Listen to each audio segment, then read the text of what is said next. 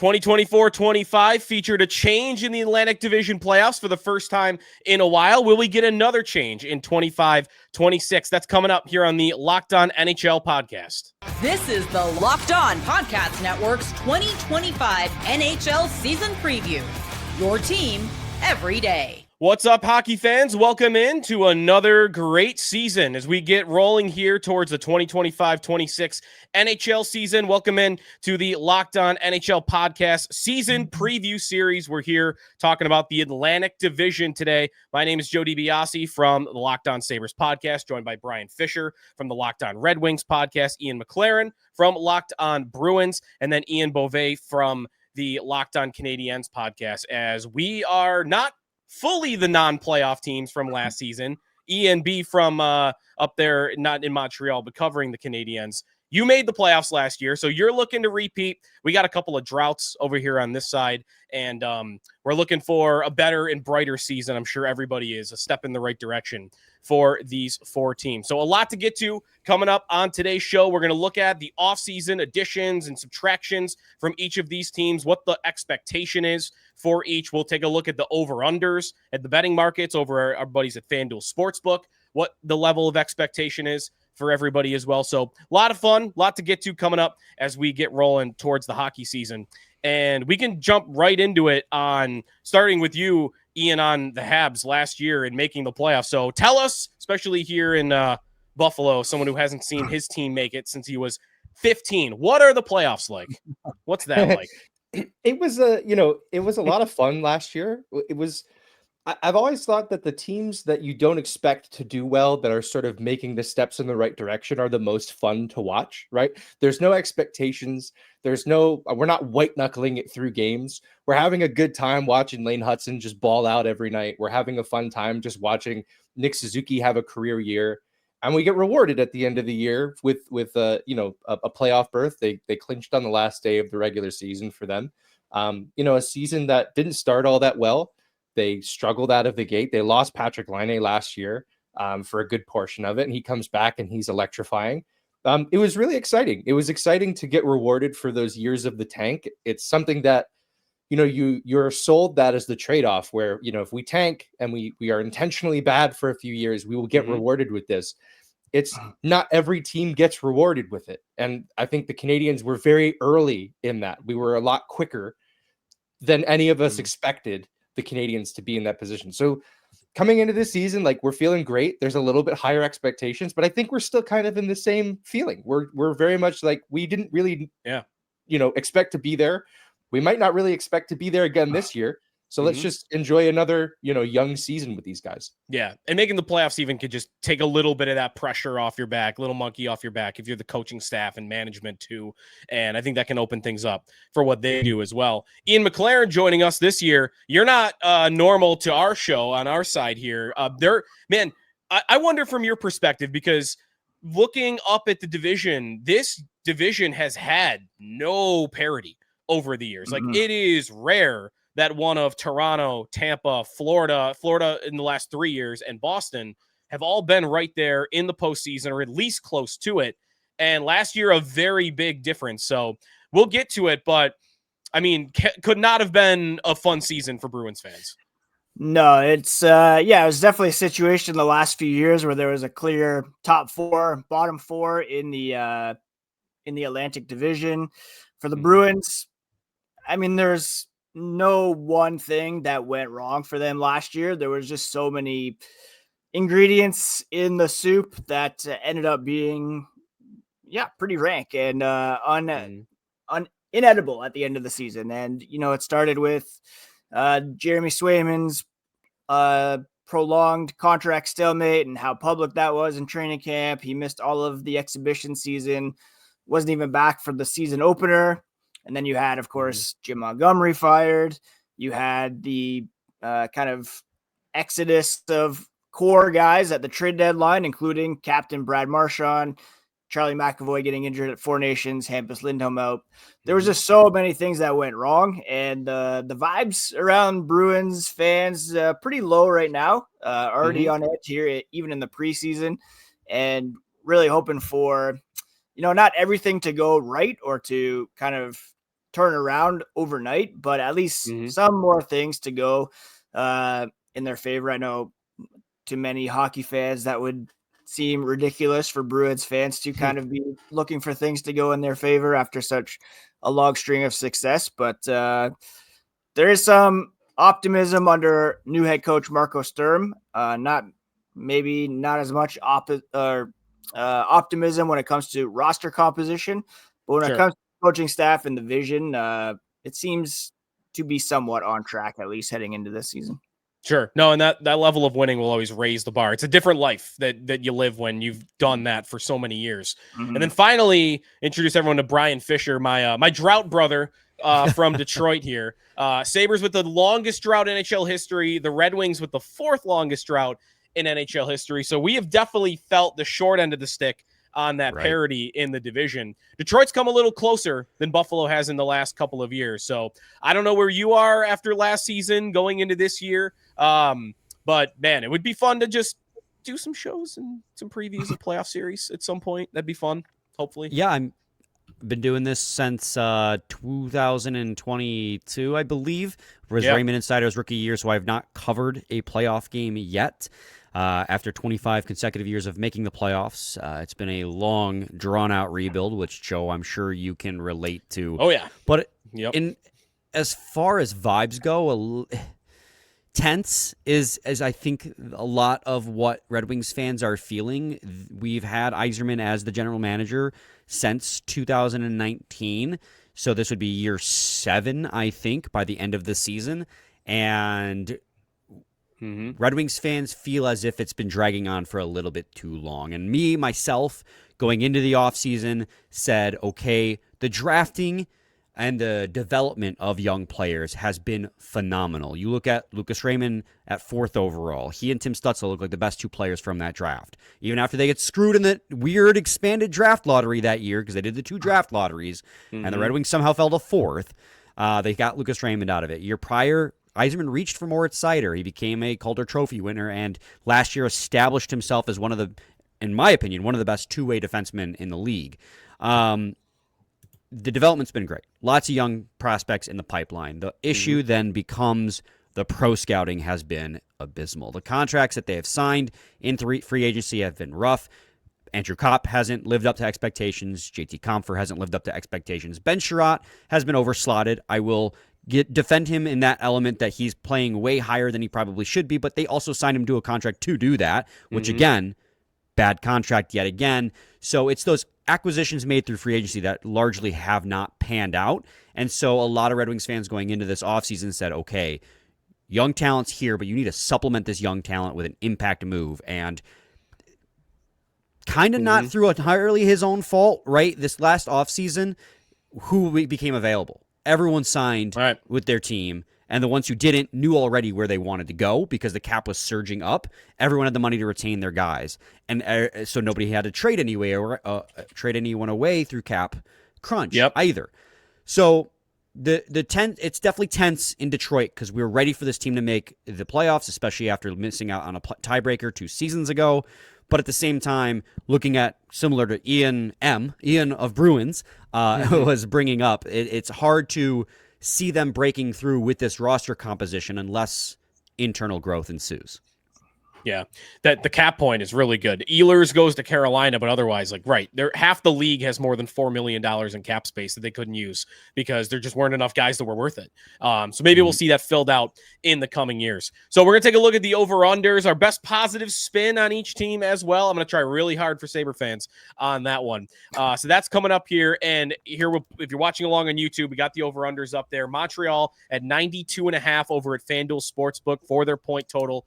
The Sabres coming in at 86.5. That even surprised me a little bit. That was a little lower a couple weeks ago. I think it's actually been bet up, but 86.5 for the Sabres. Detroit at 83.5, and then Boston down at 79.5. So the betting line not being kind to the Bruins line on the season. So Ian Boisvert, we'll start with you on Montreal for that total and best sales pitch for them hitting the over 92.5. Would that even be a successful season in your mind, just barely getting over that threshold and maybe squeaking into the playoffs again? Or do you think the most optimistic point of view for Montreal is something beyond that?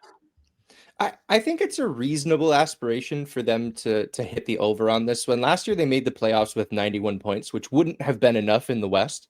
The West would have been, the Flames would have beaten them out to get into the playoffs if they were in the Western Conference. So I think I'm going to take the over. This feels like a 95-point team. And I say that because, they're getting a full season out of Patrick Laine, whether or not that is, what they're, what they need, they're going to get it.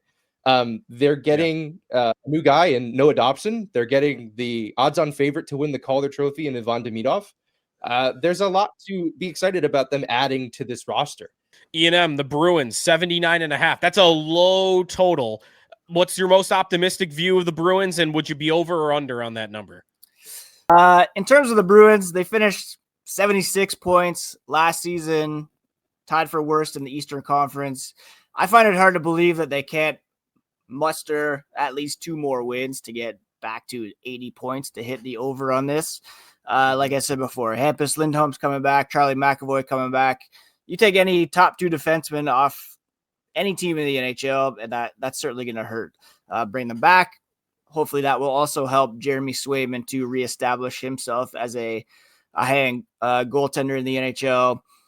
The biggest question for the Bruins is who's going to score beyond David Pastrnak. He had 106 points last season. The next closest guy was Morgan Geekie with 57, which is Huge just a gap. Staggering difference. I know the Bruins bottomed out, but David Pastrnak should be more in the MVP conversation, maybe this season if they're challenging for a wild card spot. I don't think they're going to make the playoffs. I think they're at best like second wild card team, maybe sneaking in. But to suggest that they can't muster at least 4 more points than they did last year seems for me, like if Swayman can have an incredible year too, like I think he's capable of that, but it's just he's gonna have to be way better than he was last year, obviously. Definitely. Brian, 100%. On the Red Wings this year, 83.5 is their total, which is a very familiar season to what they've had in the past couple of years. They've been a little bit above that in recent seasons. So what do you like about that number, over or under, and what is the high end? What's the most optimistic view for you on Detroit? I'm taking the over on this one. Actually, Scotty and I did a whole episode on this over-under, and we personally were – they finished with 86 points last year. It was a tumultuous – oh, my God, I can't say that word right. It was a difficult season last year. Yes, it's late. And they went through a coaching change. They went through a long slump of losing. Then they went through highs of 2 7-game win streaks. They finished with 86 points. The year prior, they finished with 90, 91, again, missing on the tiebreaker. I think their absolute ceiling is what we saw from the Montreal Canadiens last year.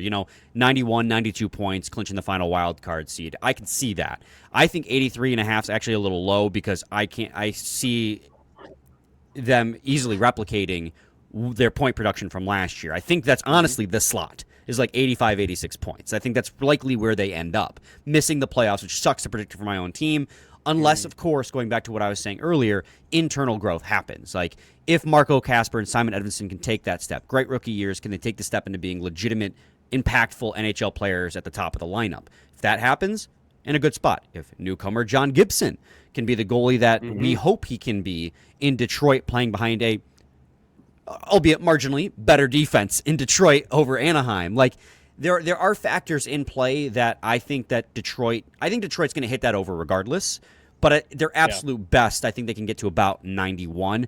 If they hit below a 500-point percentage, I would be shocked because rostered or like year to year, year over year, this roster is really not any different. And I think Todd McLellan, in a full season with the Detroit Red Wings, is going to help a lot because as much as I approved of Derek Lalonde's, and I'll wear that because I was in Derek Lalonde's corner, he's a little bit rigid Lalonde was in his belief, and I think the team kind of suffered from that. The offense and creativity stagnated. McLellan came in and immediately, first practice he had is play effing hockey. You've done it your whole lives. He wants the team to rely on their instincts. Now they have this system that's based fully on gas all the time. 100%. Mm-hmm. Do not ride the brakes. If you make a mistake, I'd rather you make a mistake because you were trying rather than being afraid to make a mistake. And last year, it felt a lot like they didn't want to make mistakes rather than trying to win hockey games. Yeah. That sounds a lot like what the Sabres were a couple years ago when they missed the playoffs by 1 point and they abandoned that strategy and they haven't been as good since. Joe, I've criticized them a lot for it. I have actually compared the Red Wings from 2 years ago to the Sabres of 3 years ago a lot because it was a lot of just trying to outscore your problems. Yeah, Don Granato used to say all the time, don't worry. Like they were the youngest guys in the league. Like, don't worry about making mistakes. Just go try to score as many goals as you can. Be aggressive. That team just didn't have a goalie, right? Like if you're going to play that way, you got to get a few saves, and they just got none, and they still almost made it. Detroit hasn't had a goalie since Jimmy Howard. So well, it's funny. You can yell at me if you need to, because my reason for optimism on the Buffalo Sabres is taking the goalie that would go under your umbrella of they haven't had a goalie in a while. The Sabres had Alex Lyon in the offseason, and I don't know that I'm expecting Alex Lyon to come in and be some Vezina candidate as the reason why I think the Sabres could reach their ceiling, which I'm with you guys. Like it's around like low 90s points, maybe a little lower than what I would think Montreal's best season is. It's got to come with goaltending, though. The Sabres are trying to play a much more defensive style. They have not been successful at doing that in the last 2 years as they've been trying to.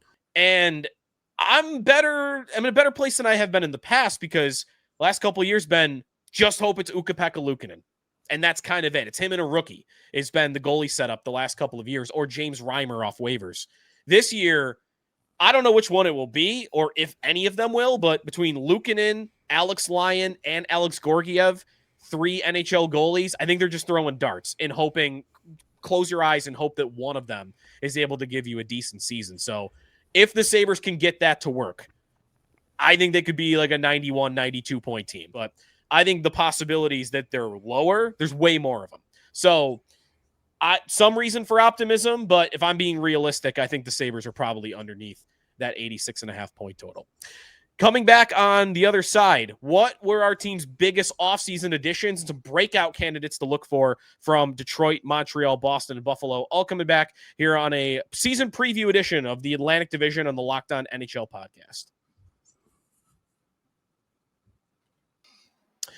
Most people can't name all their financial accounts or even what they're worth, whether it's 401ks, properties, or investments. And when you don't have the full picture, you can end up leaving money on the table. That's why there is Monarch Money. It's an all-in-one personal finance tool, helps bring your entire financial life together in one clean, easy-to-use interface on your laptop or on your phone. Monarch is built for people with busy lives. If you've put off organizing your finances, Monarch is for you. Monarch does all the heavy lifting for you. You can link all your accounts in minutes, see clear data visuals, smart categorization of your spending, and finally feel in control of your money without ever touching a spreadsheet. I like it best. It helps keep track of how often I'm going out to eat. And also, you and your partner helps keep that in line as well. So don't let financial opportunity slip through the cracks. Use code LOCKEDONNHL at monarchmoney.com in your browser for half off your first year. That's 50% off your first year at monarchmoney.com with the code LOCKEDONNHL.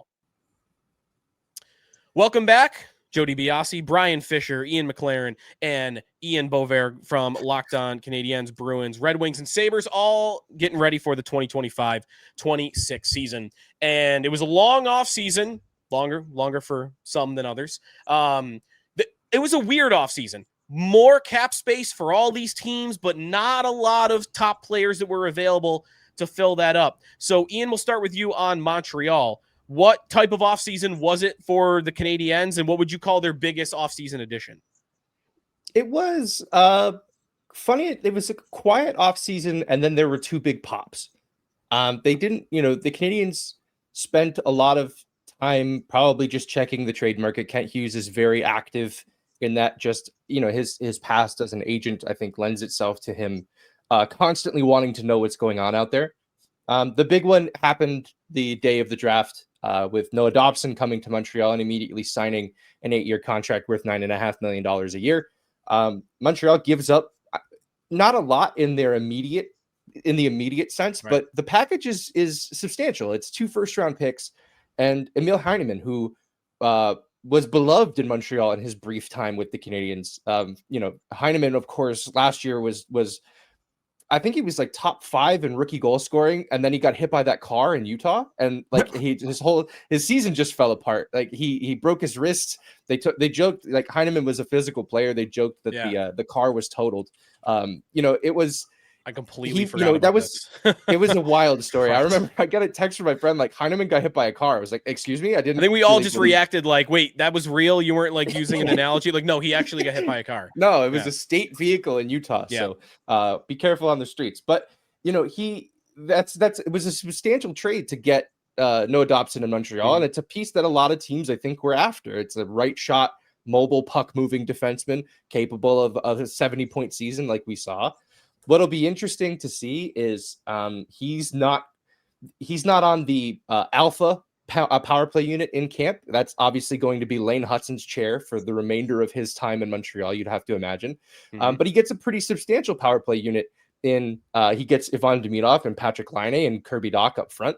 So it'll be interesting to see how he slots in from an offensive perspective. They also grabbed Zach Bolduc in a trade with the St. Louis Blues. They trade Logan Mailloux back the other way. With them grabbing Dobson and already having Reinbacher, Mailloux becomes expendable, another mobile right shot defenseman. And they get a guy who's going to slot in on another power play unit, the one with Nick Suzuki and Cole Caulfield, and he's going to play the bumper. They added a lot of, they're starting to add more talent to help them now, which I think is key to their rebuild turning the corner. We're not trading for futures anymore. We're trading futures away. This summer marked a big milestone in the rebuild, in that it seems like the future is still important, but the now is becoming more important. And then, of course, we spent all summer talking about Sidney Crosby coming to Montreal. I don't necessarily. That's fun, though. It's super fun. There's only so much of it I can do before I stop even believing myself when I say it. Get ready to do more of it, because the Penguins are going to be really bad again, and that's going to be the story again. Yeah. So I mean, that's always going to be in the back of Canadiens fans' minds until we learn otherwise. It'd be fun, but again, that's very much a pipe dream at this point. Yeah, it's either he retires or he goes to Colorado. One of those two things happens, and then you probably stop talking about it. But otherwise, it's fun to even entertain the possibility. Some of us can't live the life of Crosby thinking about their team. Big Dobson move. You're right. Like, there were a lot of teams in on him. The Sabres were trying to get him, but he didn't want to sign an extension with a bunch of teams. Montreal was one that he was willing to. So that's honestly one of the bigger moves, I think, in the NHL the offseason. I mean, by salary, it is. Right? Yep. $10.5 million per year for that. He's their highest paid player going into the season. It's crazy. It's a big move for the Canadiens. Ian on the Bruins, Ian McLaren of Locked On Bruins. What was their biggest offseason addition? That's a tough one. They didn't really do a ton in terms of adding to the roster. They had done some of the heavy lifting at the trade deadline last year by subtracting. I mentioned Middlestat. They had some money to spend in free agency, upwards of, let's say, after signing some depth guys, they sell at about $8 million, 7.5. They turned that into the Jeannot signing, and then they traded for Victor Arvidsson. So that those two guys kind of take up what could have been a contract signed by a better player. As we have mentioned, those guys weren't that available. Arvidsson, I guess, a bit of a flyer on him. The biggest additions, though, were James Hagen's falling to 8. I was going to say, exactly. Yeah, a year ago, if I had told you James Hagen's going to fall to 8 to the Bruins, one, you'd be mad they missed the playoffs, but you'd probably be happy he fell. Yes. Like the Bruins, there was a chance at one point they could maybe get within the top 5. Once they fell to 7 in the draft, who knows who you're going to get. Hagens was at one point the number 1 prospect from that draft. And to get him, that was a huge get for the Bruins in the draft. And then for you, Brian, so the Red Wings offseason. You mentioned the John Gibson trade earlier. I was a little jealous of that move. Only a second-round pick to get Gibson. I mean, he's got potential, even though it's maybe been a while since he had his best seasons in Anaheim. But is that the biggest move you think that Detroit had? Yeah, without a doubt. It was just to go through the full trade, since you did mention it there. It was Peter Mrazek, who they picked up at the trade deadline. The only move they made at the deadline was acquiring Peter Mrazek, and Craig Smith from Chicago, who had, 2 points. They traded away a second and a 4th round pick for John Gibson. So essentially a second round pick, right? Because fourth round picks can become something, but oftentimes they don't. Peter Mrazek, 4% of the time. It's like very low. And you upgraded at goaltending, right? Yep. So John Gibson, without a doubt, is the biggest acquisition that the Detroit Red Wings made this offseason. I alluded to it earlier that they haven't had stability in net for years since Howard's retired. It's been we had Thomas Greiss, we had Nedeljkovic, we've had Ville Reimer Husso, for a second, right? James Reimer, who then went to Buffalo. We had Alex Lyon, who then went to Buffalo. Cam Talbot. And, there's a common theme amongst every single one of these goalies, especially the most recent ones, in Nedeljkovic, Husso, and Talbot, in that, and even Lyon. When we start playing them, they play out of their effing mind. They play incredible. And then, because the Red Wings have no other goalie, and because they have no defense, we wear them into the ground. The Red Wings wear them into the ground, and by the end of the season, they're not performing the way they did at the start of the year. John Gibson comes with a body of work that suggests he can play in a starter's role. So that was, without a doubt, their best acquisition. I mean, they acquired James Van Riemsdyk, so now we have the number 1 and number 2 overall pick from 2007. JVR is still out here playing hockey. Right. He has Patrick 16 goals this year, getting 12 assists, I guarantee it. And if that's what he does, that's a what he win. does, huge win. Yeah. Because the Red Wings' depth scoring last season, anyone outside the top 2 lines was terrible. Biggest addition for the Sabres this offseason. It's funny, it's going to be one of the two is going to be the guy that you just talked about they replaced in Detroit. But it was part of why the Gibson move I thought was smart was the free agency marketed goalie. There was nothing.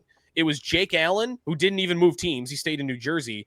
And then it was Alex Lyon. Those were the top 2 names. So you can say the Sabres got the number 1 free agent goalie that changed teams, but it's not like you're expecting, again, super high results, but it's something. It's better than what they had from before. It's a dart throw. So I think the Lions signing is one of them. And then Michael Kesselring from Utah. It took too much to get him, but last year's a little lesson here of, sometimes if you overpay on a deal, but if it's the thing you need, it can end up looking okay. That's what happened last year. The Sabres way overpaid to get Ryan McLeod because they needed a third line center.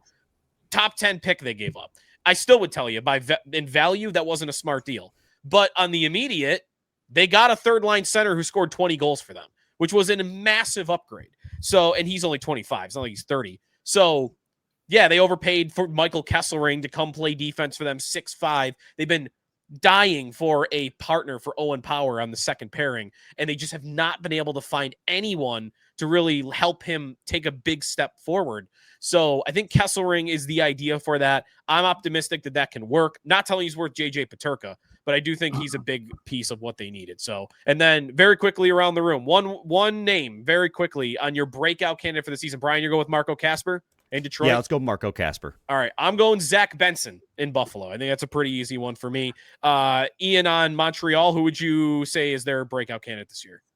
It's tough to not go with Ivan Demidov, right? He's probably the odds-on favorite to win the Calder. Name to watch this year, although I don't know. I needed to alert anybody to that fact. He probably is the betting favorite to win the Calder. I'll look at that. And then Ian on Boston, who's their breakout candidate? Go a bit off the radar. I'm going to say Matej Blumel led the AHL in goals last season. He's getting a pretty good look in training camp so far, and I think he could really pop. When we come back, we'll wrap things up by looking at what happens if these teams don't make the playoffs, and who do we like of our 4 teams here as the most likely team to jump in, or in Montreal's case, stay in. That's coming up here on a season preview edition of the Locked On NHL podcast. Back here talking some 25-26 NHL season, Atlantic Division. Hockey is almost back. You can hear the pucks hitting the boards. You can hear the skates, cutting across the ice. We're almost there. Atlantic Division, and these 4 teams all looking to take steps forward and, in some of our cases, make the playoffs for the first time in a long time. Well, what if that doesn't happen? What's at stake if it does not happen that their teams make the playoffs? And Ian, on Montreal, I think their answer might be a little different than ours because, again, the pressure of having just made it the year before, maybe a narrow miss for them is different than these other teams. But What would you say on that? What coaching in danger, roster decisions, GM, or would it pretty much just be status quo, you think, if they don't make it? I think it would have to depend on how badly they miss. If they're fighting until April 3rd and they get eliminated, I think we're probably just saying, all right, it's another year. The Canadiens by all metrics are still one of, if not the youngest teams in the National Hockey League. They kept most of their young core there, and they subtracted guys like David Savard, who just retired. Christian Dvorak signed for way too much money in Philadelphia. Yoel Armia goes back with Mark Bergevin in Los Angeles. So they lost a lot of veterans on that team. So there might be some growing pains here. They've kind of turned the roster over to the kids. The front office has always said they want that young core to take ownership of the team. Well, it's their team now. I think there's some, there might be a sophomore slump of sorts for this core, not for each individual player. I think it also depends on how healthy Kirby Dach can stay this year. If he can solidify that second line, they're probably still in pretty good shape. If not, maybe they're on the outside looking in. But they're not going to fire Marty St. Louis if things go poorly. Kent Hughes and Jeff Gorton are reportedly working on extensions to stay with the Montreal Canadiens in their front office positions. The vibes are good in Montreal, regardless of they're making the playoffs or not this year. Obviously, it would be seen as a failure if they miss, but not so much so where you start ripping up the foundation on what they've already built. Ian, what about for Boston? What's at stake if they don't miss? I mean, the coach just got there, Marco Sturm. This is, I'm guessing, a Don Sweeney question? Yeah, you'd think so, but after bottoming out this past season, they actually went out and signed Don Sweeney to a contract extension this summer. So the expectations are always pretty high in Boston. I think this season, if they fall down once again, it might be acceptable because the 2026 NHL draft is going to be pretty strong. They got a couple first-round picks. Sturm is going to have more than one season to try to work things out. What's at stake, I think, for the Bruins is just wasting a prime year from David Pastrnak, which they did this past season as well. And that would be a real shame. He is one of the elite players in the NHL, and I don't think the NHL nor the Bruins really have done enough to kind of make him the face. I would have made him captain already if it was up to me, and just kind of wasting one of his prime years and kind of risking having him kind of question whether he fits into the long-term plans. He's approaching 30. It's kind of going to be thinking I want to add a cup to my resume here. Is this actually going to be the best place to do it? Yeah, one of the best players in the world. Brian, what about the Red Wings? Where are we at in the Yzer plan? If the drought hits 10, who's on the hot seat? Could it be Yzerman? It's so tough, right? He's a legend of the franchise. I'm sure you talk about this every day, but where are they at if they miss again? So this is an interesting situation because the narrative in the media and amongst the fans would be, if you don't believe his seat is already hot, it should be hot if they miss the playoffs again. So a lot of people in the fan base who are already fed up. This guy's seat is hot. We have to make a decision if we keep missing the playoffs. I don't believe that is the reality of the situation, though. It's not about him being a legend, which he is, of course, Steve Yzerman, one of the best to ever do it. It's that he has the full trust of ownership. Ownership, from all reports, is fully bought into his plan. And, in defense of that plan, I see the logic there. But eventually, you got to see that leap get taken. But he doesn't show his hand. He's very steady. He says, when we make the playoffs, we'll be a playoff team. We are rebuilding for as long as we're not in the playoffs. He says things like that. They interviewed him after they drafted Marco Kasper, and they go, where are you at in the rebuild? He goes, have we made the playoffs? Well, we're still rebuilding. So it's very intentional. He doesn't like to explain or expound upon or expand upon the plan because he doesn't want to do what the old Ottawa GM did, where he goes, the rebuild is over, and then miss the playoffs for 3 more straight years, because then you're really under fire. So what's at stake? I don't really think anything, unfortunately, and that's a very nihilistic answer, but I'm being honest. No, it's tricky. You almost can't, hockey's not going to have a lot of these examples. I'm almost thinking about in football when John Elway's the Broncos GM. Right. And like, what do? He's the all-time player of your franchise, but it was going so poorly. And I think they bumped him up to president, which was almost kind of like a quasi, we just got to get you out of the day-to-day operations seat. But Right. that was years and years of him failing at the job before they ever did that. Well, and the difficult part of it is it's not even that he's doing a terrible job either. Like, he's doing really good at some things, and he's doing some bad things poorly. And so, when do you draw the line as an owner and go, okay, this isn't working out? Because again, going back to what I said at the beginning, the drafting and development of young talent, the identification of young talent has been fun. They have a 7th-round pick right now taken in 2023, the same year as the Bedard draft, that during training camp and preseason is playing on a line with Larkin and Raymond, and he's just playing his way through it, and Emmett Finney. So it's just, again, the bad stuff is the pro scouting and free agent acquisition. So it's like it's a real give and take with his tenure right now. And then finally on the Sabres here, what's at stake? I mean, I kind of think everything is at stake this year. I think this is quietly an enormous season for the Sabres. And while I might not have a full expectation it's going to go well for them, I think if it goes poorly, I think it could all blow up again, which would be the 3rd time maybe in this drought that you could say that, because guys' patience runs out. And I think it starts at the player level. The rumor about Dahlin maybe wanting out last deadline, that was a bust. That wasn't true, but it's an alarm bell. It's okay. It might not have been true that day, but one day it will be. You can't miss the playoffs forever and have your best players go into their 9th, 10th seasons in the league and expect that they're just going to be okay with that when they're playing at the peak of their position in the NHL. So I don't know what's going on in Dahlin's head or what's going on in Tage Thompson's heads, but those guys have been here for 7 years now.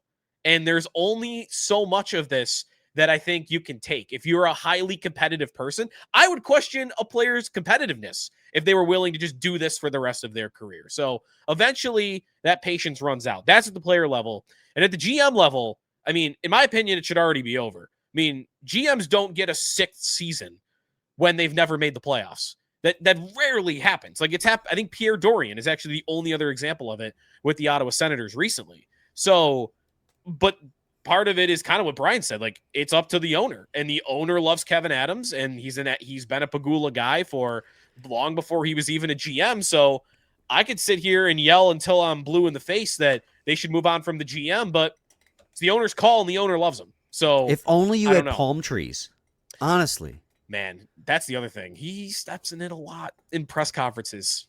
The fact that you knew that reference, that is example enough that he steps in it. So that's how it's going here. Lindy's a legend of the team. He's the all-time winningest coach. I don't think they would take him out back if the season's going poorly. I think he probably gets the year no matter what, but we'll see.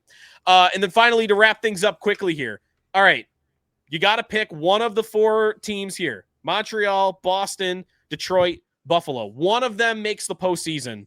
Who would you pick? Ian, we'll start with you. Would you say your home Canadiens? Yeah, I think so. I think that they've only improved as a roster over last year. I think, the remainder of the teams that we've talked about today have not taken the steps forward yet. I think Boston, I look at Boston the same way I look at the Rangers, and like maybe they return to form a little bit, and that's part of the reason the Canadiens got in last year is because both those teams fell off. I think if you had to pick one of these teams, it's the Habs. Ian, what about the Bruins? Or not about the Bruins, but what would you say of the 4 teams here? Yeah, I'd easily go with Montreal as well. It pains me to say it, but I actually really enjoy watching this team. Live in Guelph, so a big Nick Suzuki guy. He helped the Guelph Storm win the OHL championship a few years back. Love the little guys in Cole Caulfield. I mentioned my keeper team. I got Slafkovsky there as well, so I'm hoping for bigger. Lane Hudson is one of the I think going to be the most fun players in the league. And also, I'm telling you right now, I'm going to be angry when he doesn't make Team USA at the Olympics. I'll yell at Bill Guerin when that comes. Not even an orientation camp. Right. Not even at orientation camp. The guy was like one of the 10 best defensemen in the league last season. You know who else was in an orientation camp? Alex DeBrincat, who scored 39 goals last season. Yeah, that's a weird one, too. He should have been on the 4 Nations team. I don't make the decisions. We had to put old man Chris Kreider on there. Sorry, I get mad about Team USA. Brian, what about for you? I mean, Do I make it a I'd clean love the sweep?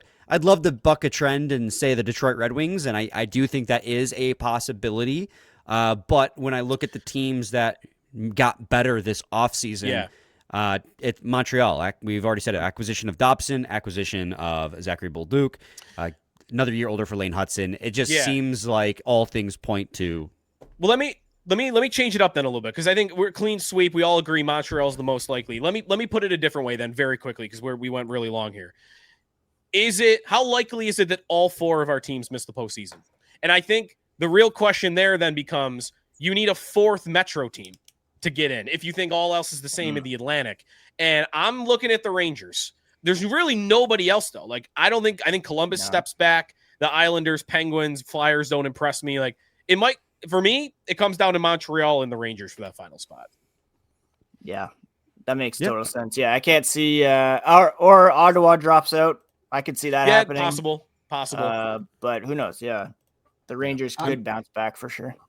I'm a big Columbus believer. I really like Jet Greaves. I am a big Marchenko booster. I think that team, Montreal, was sweating bullets last year, man. They just could not get that final point to get in. And every day it was like, we know Columbus isn't going to lose. Like, they were the don't look behind you monster last year.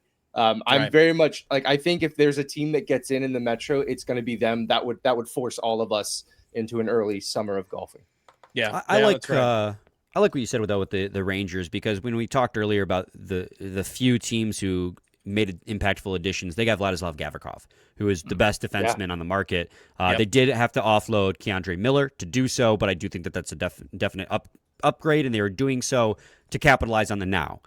For that hockey team. So Igor Shesterkin's still there. Artemi Panarin's still very good. I mean, they traded away Trouba and Kreider, but I don't think that's really... The JT Miller angle is the part that questions captain. me. Very strange. Very interesting wrinkle. We'll see. We'll see if JT Miller's leadership style is the kick in the butt that team needs. It's either going to go really, really well, or it's going to go really, really poorly. For that. Yes. It's only going to be one of the two. So boom or bust for the Rangers. All right. Well, we wrapped up on a Metro team, but this was a Locked On NHL Atlantic Division preview. I promise you.